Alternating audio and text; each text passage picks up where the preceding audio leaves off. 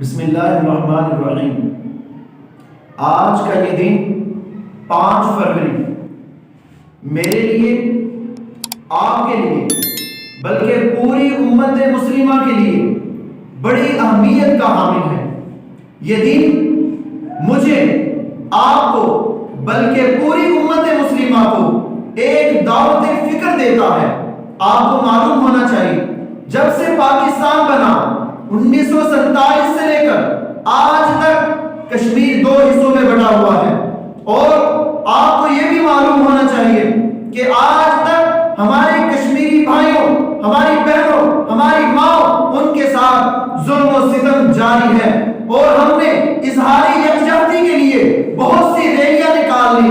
ہر سال ہم جلسے کرتے ہیں، ہر سال ہم جلوس نکالتے ہیں، لیکن آج ہمیں ضرورت ہے کہ ہم کوئی ایسے پختہ اقدام کریں کہ اس مسئلے کا حل نکل آئے۔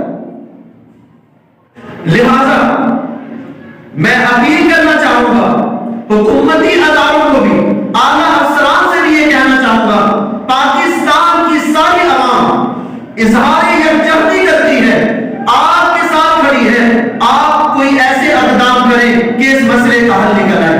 اور قائد اعظم نے جو خواب دیکھا تھا کہ کشمیر بنے گا پاکستان، آج اس مسیحا کا انتظار ہے جو آج کشمیر کو پاکستان بنا دے۔